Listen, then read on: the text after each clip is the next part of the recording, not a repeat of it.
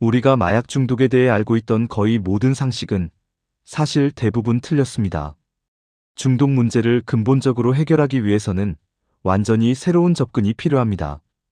핵심부터 말씀드리면 마약 중독은 물질 그 자체의 독성보다 그 사람이 처한 환경과 관계에 훨씬 더 큰 영향을 받습니다. 해봅시다. 만약 당신이 사고로 고관절이 골절되어 병원에 실려갔습니다. 당신은 몇 주 혹은 몇 달 동안 엄청난 양의 다이아 몰핀을 투여받게 됩니다. 이 다이아 몰핀이 무엇일까요? 바로 헤로인입니다. 심지어 병원에서 쓰는 의료용 헤로인은 정제 과정을 거쳤기 때문에 중독자들이 거리에서 구하는 불법 마약보다 순도가 훨씬 높고 강력합니다. 그렇다면 병원에서 퇴원한 환자들은 어떻게 될까요? 그토록 강력한 마약을 오랫동안 맞았으니 그들 중 적어도 일부는 헤로인 중독자가 되어야 하지 않을까요? 하지만 현실은 그렇지 않습니다. 대부분은 퇴원 후 자연스럽게 약을 끊고 일상으로 돌아갑니다. 같은 마약인데 왜 누구는 중독자가 되고 누구는 되지 않을까요? 1970년대 캐나다의 심리학자 브루스 알렉산더 교수는 이 의문을 풀기 위해 아주 흥미로운 실험을 진행했습니다. 바로 쥐공원 실험입니다. 교수는 쥐를 두 그룹으로 나눴습니다. 첫 번째 그룹은 아무것도 없는 좁은 케이지에 쥐를 혼자 가두고 두 번째 그룹은 친구들과 마음껏 뛰놀고 짝짓기도 할 수 있는 쥐공원을 만들어 주었습니다. 그리고 두 곳 모두에 그냥 물과 헤로인을 탄 물, 두 개의 물병을 놓아두었죠. 결과는 어땠을까요? 혼자 고립된 쥐들은 거의 100% 헤로인 물을 마셨고 결국 중독되어 죽어갔습니다. 하지만 놀랍게도 친구와 가족이 있는 쥐공원의 쥐들은 헤로인 물을 거의 거들떠보지 않았습니다. 중독된 쥐는 단 한 마리도 없었죠. 이 실험이 말해주는 진실은 명확합니다. 약물 중독은 물질의 화학적 작용 때문이라기보다 그들이 처한 고립된 상황 때문이라는 것입니다. 똑같은 상황이 인간의 역사에도 있었습니다. 바로 베트남 전쟁입니다. 당시 미군의 약 20%는 전쟁의 공포를 잊기 위해 대량의 헤로인을 복용했습니다. 심각한 중독 상태였죠. 미국 사회는 공포에 떨었습니다. 전쟁이 끝나고 수십만 명의 중독된 군인들이 돌아오면 거리는 마약 중독자들로 넘쳐날 것이다. 과연 그렇게 되었을까요? 여러분은 어떻게 생각하십니까? 놀랍게도 집으로 돌아온 군인의 95%는 재활 치료 없이 자연스럽게 헤로인 사용을 멈췄습니다. 금단 현상조차 거의 없었죠. 이유는 간단합니다. 언제 죽을지 모르는 지옥 같은 전쟁터라는 고립된 케이지에서 사랑하는 가족과 친구가 있는 따뜻한 집인 쥐공원으로 돌아왔기 때문입니다. 환경이 바뀌니 더 이상 마약이 필요 없어진 겁니다. 중독은 단순히 몸에서 일어나는 화학 반응의 문제가 아닙니다. 스스로 마음의 울타리를 치고 외부와 단절된 채 고립되었을 때 중독은 찾아옵니다. 현대 사회는 점점 더 외로워지고 있습니다. 친구 수는 줄어들고 가족 간의 대화도 사라져갑니다. 어쩌면 중독은 우리 사회의 관계 단절이 보낸 위험 신호일지 모릅니다. 그러니 고립된 사람들에게 필요한 것은 비난이나 처벌이 아닙니다. 우리는 그들에게 쥐공원처럼 함께 어울릴 수 있는 따뜻한 사회적 환경을 만들어줘야 합니다. 마지막으로 이 말을 꼭 기억해 주세요. 중독의 반대말은 화학적으로 깨끗한 맑은 정신이 아닙니다. 중독의 반대말은 바로 인간적인 유대관계입니다. 우리가 서로 깊게 연결되어 있을 때 비로소 우리는 건강하고 행복할 수 있습니다. 미국에는 지역사회를 더 건강하고 행복하게 만들기 위한 아주 특별한 움직임이 있습니다. 바로 블루존 프로젝트입니다. 블루존이란 세계적으로 평균 수명이 유난히 긴 장수 마을을 뜻하는 말입니다. 2005년 11월 내셔널 지오그래픽이 장수의 비밀을 커버 스토리로 다루면서 세상에 처음 알려진 용어죠. 대표적인 세계 5대 장수초는 다음과 같습니다. 이탈리아의 사르데냐, 그리스의 이카리아, 일본의 오키나와, 코스타리카의 니코야 반도, 그리고 미국의 로마린다입니다. 도대체 왜 이 지역 사람들은 다른 곳보다 더 건강하고 더 오래 사는 걸까요? 이들에게는 몇 가지 공통점이 있었습니다. 채식 위주의 식사를 하고 일상에서 꾸준히 몸을 움직이며 무엇보다 끈끈한 사회적 연대를 맺고 있다는 점입니다. 미국은 이 장수 비결을 가져와 지역사회 건강 프로젝트를 시작했습니다. 핵심은 간단합니다. 지역 단위의 소그룹 활동을 활성화하여 사람들이 서로 어울리게 하고 좋은 음식을 먹으며 삶의 목적을 갖도록 돕는 것이죠. 주민들은 블루존 18가지 건강 서약을 맺고 이를 매일 실천했습니다. 이 프로젝트를 성공적으로 도입한 캘리포니아주의 비치시티 사례를 볼까요? 결과는 실로 놀라웠습니다. 프로젝트가 진행된 2010년부터 2017년까지 7년 동안 성인 비만 및 과체중 비율이 무려 25%나 감소했습니다. 비치시티의 비만율은 12.1%로 떨어졌는데 이는 미국 평균인 28.1%의 절반도 안 되는 수치입니다. 심지어 아동 비만율도 50%나 줄어들었죠. 더욱 주목해야 할 것은 흡연율의 변화입니다. 같은 기간 동안 비치시티의 흡연율은 36%나 감소했습니다. 2017년 기준 8.9%까지 떨어졌는데 이는 미국 평균 18.8%이나 캘리포니아 평균 13.7%보다 월등히 낮은 수치입니다. 무엇이 사람들을 변하게 했을까요? 이 현상은 심리학에서 유명한 쥐공원 실험이나 베트남 참전 군인들이 고향에 돌아와 자연스럽게 마약을 끊은 상황과 매우 비슷합니다. 비치시티는 자원봉사, 취미활동, 동호회, 종교활동 등을 통해 이웃들이 서로 연결되도록 만들었습니다. 니코틴에 중독되어 사회적으로 단절되었던 사람들에게 함께 어울릴 수 있는 따뜻한 환경, 즉 사람을 위한 좋은 공원을 만들어 주었기 때문입니다. 결국 건강한 삶과 금연의 성공은 혼자만의 노력이 아닌 우리가 함께하는 좋은 사회적 관계 속에서 완성된다는 것을 이 프로젝트는 증명하고 있습니다. 우리는 흔히 인간관계가 중요하다라고 말합니다. 그런데 좋은 관계가 단순히 기분을 좋게 하는 것을 넘어 실제로 우리 몸의 면역력까지 바꾼다는 사실을 알고 계신가요? 오늘은 관계가 건강과 행복에 미치는 놀라운 영향을 증명한 2가지 실험을 소개해 드리겠습니다. 첫 번째는 카네기 멜론 대학의 심리면역학 실험입니다. 이 사진은 멀쩡한 사람의 코에 주사기로 무언가를 넣고 있는 장면입니다. 바로 살아있는 감기 바이러스입니다. 이 대학의 쉘던 코엔 교수는 4년 동안 건강한 성인 400명을 모집해 아주 독특한 실험을 했습니다. 참가비 800불을 지급하고 그들의 코에 직접 감기 바이러스를 투여한 뒤 5일 동안 격리시설에서 지켜본 것입니다. 실험 전 교수는 설문조사를 통해 참가자들의 평소 사회적 관계가 얼마나 끈끈한지 미리 체크했습니다. 과연 결과는 어땠을까요? 놀랍게도 평소 친구나 가족, 동료와 좋은 관계를 맺고 있던 사람들은 바이러스가 들어와도 감기에 잘 걸리지 않았습니다. 반면 사회적으로 고립된 사람들은 똑같은 바이러스에도 훨씬 쉽게 감기에 걸렸고 증상도 심각했습니다. 좋은 관계가 우리 몸을 지키는 가장 강력한 면역 방패라는 사실이 증명된 것입니다. 2번째 증거는 하버드 대학교의 성인 발달 연구입니다. 사람들에게 인생의 가장 중요한 목표가 무엇입니까? 라고 물으면 대부분 부자가 되는 것 혹은 유명해지는 것이라고 답합니다.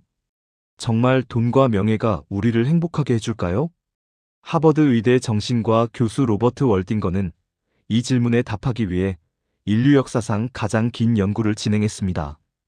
무려 75년 동안 남성 724명의 인생을 추적한 것입니다. 연구 대상은 2그룹이었습니다. 한 그룹은 당시 최고의 엘리트였던 하버드 대학생들이었고 다른 한 그룹은 보스턴 빈민가에서 가장 가난하게 자란 소년들이었습니다. 배경이 완전히 다른 이들이 50세를 넘겼을 때 연구진은 그들의 삶을 분석했습니다. 누가 가장 건강하고 행복한 노년을 맞이했을까요? 하버드 출신이었을까요? 아니면 돈을 많이 번 사람이었을까요? 둘 다 아니었습니다. 50세 때 관계에 대한 만족도가 가장 높았던 사람들이 80세 때 가장 건강하고 행복했습니다. 출신 성분이나 통장의 잔고는 중요하지 않았습니다. 가족, 친구, 공동체와 얼마나 따뜻하게 연결되어 있는지가 노년의 건강과 행복을 결정짓는 핵심 변수였습니다. 아리스토텔레스는 말했습니다. 인간은 사회적 동물이다. 인간은 타인 없이는 행복을 느낄 수 없습니다. 우리는 오직 다른 사람과의 교류를 통해서만 존재의 의미를 가질 수 있습니다. 행복한 삶의 조건, 그것은 멀리 있는 성공이 아닙니다. 지금 당신 곁에 있는, 당신이 의지할 수 있는 바로 그 사람입니다. 당신이 담배로 태워버린 진짜 금액은? 흡연자에게 담배 때문에 잃어버린 돈이 얼마나 되나요? 라고 물으면 대부분 하루 담배값에 피운 기간을 곱해서 계산합니다. 예를 들어 4,500원짜리 담배를 5년 동안 피웠다면 약 820만 원 정도라고 대답하죠. 하지만 과연 그럴까요? 우리가 놓치고 있는 진짜 손실 금액은 상상을 초월합니다. 미국의 연구 자료에 따르면 흡연으로 인해 발생하는 1년 손실액은 약 1만 1,000달러. 지금 환율로 계산하면 무려 1,540만 원에 달합니다. 만약 당신이 20살부터 70살까지 50년 동안 담배를 피운다면 단순 계산으로만 원금 7억 7천만 원을 공중에 태워버리는 셈입니다. 웬만한 서울 아파트 전셋값이 연기로 사라지는 것이죠. 도대체 왜 이렇게 큰 금액 차이가 나는 걸까요? 세부 내역을 뜯어보면 충격적입니다. 첫째, 의료비와 보험료입니다. 흡연자는 비흡연자보다 건강보험료와 생명보험료 지출이 큽니다. 여기서 연간 약 290만 원이 더 빠져나갑니다. 둘째, 순수 담배 구입 비용입니다. 이것만 해도 연간 약 280만 원이죠. 그리고 셋째, 가장 인정하기 싫지만 가장 결정적인 연봉 격차입니다. 통계에 따르면 흡연자는 비흡연자보다 연수입이 약 6,500달러, 하나로 920만 원 정도 적습니다. 여기에 중고차를 팔 때 담배 냄새로 인한 감가상각까지 합치면 연간 1,540만 원의 손실이 완성됩니다. 흡연자라고 무조건 연봉이 낮다는 거야? 라고 반문하실 수 있습니다. 물론 능력이 부족하다는 뜻이 아닙니다. 하지만 생산성의 관점에서 보면 이야기가 달라집니다. 연구에 따르면 흡연자는 근무 중 평균 9번 정도 자리를 비웁니다. 이동 시간과 흡연 시간을 합쳐 한 번에 12분 정도 쓴다고 가정하면 하루에 약 2시간을 업무가 아닌 흡연에 소비하는 셈입니다. 실제로 본인과 동료, 관리자를 대상으로 업무 효율을 평가한 실험이 있습니다. 흥미롭게도 흡연자 본인은 담배를 피우면 머리가 맑아져서 효율이 오른다라고 평가했습니다. 하지만 동료와 관리자의 평가는 냉정했습니다. 흡연 그룹의 업무 효율, 질, 양 모두 비흡연 그룹보다 떨어진다고 답했죠. 즉, 담배가 도움된다는 것은 흡연자만의 슬픈 착각일 뿐입니다. 이러한 생산성의 차이는 결국 급여의 격차로 이어집니다. 미국의 연도별 시급 조사를 보면 시간이 갈수록 흡연자와 비흡연자의 임금 격차는 점점 더 벌어지고 있습니다. 2000년대 들어서는 그 차이가 무려 30%에 육박합니다. 취업 시장은 더 냉혹합니다. 샌프란시스코의 구직자 추적 연구 결과 비흡연자가 흡연자보다 재취업에 성공할 확률이 30%나 높았습니다. 자, 이제 다시 계산기를 두드려 볼까요? 당신은 지금 단순히 4,500원을 태우고 있는 것이 아닙니다. 매년 1,540만 원, 평생 7억 7천만 원이라는 거대한 기회비용을 태우고 있습니다. 이 막대한 금전적 손실을 감수하면서 과연 당신은 담배로부터 무엇을 얻고 있습니까? 사실은 아무것도 없습니다. 흡연으로 무언가를 얻을 수 있다는 생각. 그것은 연기처럼 사라질 허상일 뿐입니다. 흡연, 음주, 비만. 이 세 가지는 서로 얼마나 깊게 연결되어 있을까요? 그리고 이로 인한 인생의 손실 금액은 과연 얼마나 될까요? 먼저 흡연과 음주의 관계를 봅시다. 담배를 피우는 사람은 술을 얼마나 더 마실까요? 국민건강행태 자료를 분석해보면 충격적입니다. 하루 한 갑 이상 담배를 피우는 남성은 비흡연자보다 고위험 음주율이 약 4배 높습니다. 여성의 경우는 더 심각합니다. 흡연 여성은 비흡연 여성보다 고위험 음주율이 무려 10배나 높습니다. 청소년도 예외는 아닙니다.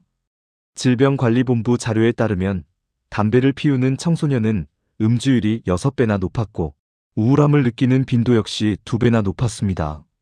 즉, 담배를 피우면 술을 많이 마시게 될 확률이 매우 높다는 뜻입니다. 니코틴 중독과 알코올 중독은 형제처럼 닮아 있어서 우리 몸과 정신을 동시에 무너뜨립니다. 그렇다면 음주와 비만의 관계는 어떨까요? 한마디로 정의하자면 술은 건강에 하등 도움이 안 되는 살찌는 물이나 다름없습니다. 칼로리를 볼까요? 소주 한 잔에 약 60칼로리, 막걸리 한 잔은 110칼로리, 맥주 한 잔은 무려 160칼로리입니다. 술 자체의 칼로리가 어마어마합니다. 더 큰 문제는 두 가지입니다. 첫째, 술에 취하면 뇌의 포만감 중추가 마비되어 배가 부른데도 계속 먹게 됩니다. 결국 고칼로리 안주를 과식하게 되죠. 둘째, 술을 마시면 우리 몸은 살찌기 쉬운 체질로 바뀝니다. 알코올이 몸에 들어오면 우리 몸은 탄수화물이나 지방보다 알코올을 가장 먼저 분해하려고 합니다. 이 과정에서 지방 분해는 뒷전으로 밀리게 되죠. 결국 술과 안주를 함께 먹으면 그 엄청난 칼로리가 분해되지 못하고 고스란히 뱃살로 축적되는 것입니다. 자, 이제 흡연과 비만을 연결해 봅시다.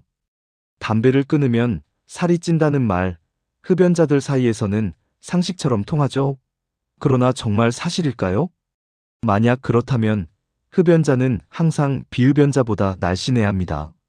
하지만 주위를 둘러보세요. 비흡연자보다 뚱뚱한 흡연자들이 훨씬 많습니다. 서울대병원에서 성인 4,700명을 대상으로 연구한 결과가 있습니다. 그래프를 보시면 흡연자가 비흡연자보다 내장지방 면적이 훨씬 넓다는 것을 확인할 수 있습니다. 또한 담배를 많이 피울수록 허리둘레가 더 길어졌습니다. 쉽게 말해 담배를 많이 피울수록 복부 비만이 심각해진다는 뜻입니다. 물론 금연 직후에는 미각이 살아나 밥맛이 좋아지면서 일시적으로 살이 찔 수 있습니다. 하지만 이건 몇 달 지나면 원래대로 돌아옵니다. 진짜 문제는 허전함입니다. 입이 심심해서 사탕, 초콜릿 같은 간식을 계속 찾다 보면 살이 찌게 됩니다. 그 허전함은 사탕으로 채워지지 않습니다. 여러분이 나는 이제 비흡연자다라는 기쁨으로 마음을 채운다면 살이 찌는 문제는 결코 발생하지 않을 것입니다. 정리해보면 흡연을 하면 고위험 음주를 할 확률이 폭증하고 술을 마시면 살찌기 쉬운 체질이 되어 비만이 되며 담배 자체로도 내장지방이 쌓입니다. 이 흡연, 음주, 비만의 죽음의 삼각편대는 암, 고혈압, 당뇨, 뇌졸중 등 모든 만성질환의 원인이 됩니다. 그렇다면 이로 인해 날아가는 내 돈은 얼마일까요? 캐나다 남성재단의 연구자료를 우리 돈으로 환산해 보았습니다. 건강관리를 잘한 저위험군의 평생 손실 비용은 약 15억 원입니다. 반면 흡연, 음주, 비만을 모두 가진 고위험군의 손실 비용은 무려 76억 원에 달합니다. 흡연으로 시작된 나비 효과가 내 인생에서 76억 원이라는 막대한 손실을 가져올 수 있다는 것입니다. 이러한 막대한 금전적 손실을 보면서 과연 흡연으로 무엇을 얻을 수 있을까요? 실제로는 아무것도 없습니다. 흡연으로 무엇인가 얻을 수 있다는 막연한 생각은 허상입니다. 흡연자로 사는 것은 그 어떤 경우에도 아무런 이점이 없다는 것을 깨닫게 되면 금연은 너무나 쉽게 다가옵니다.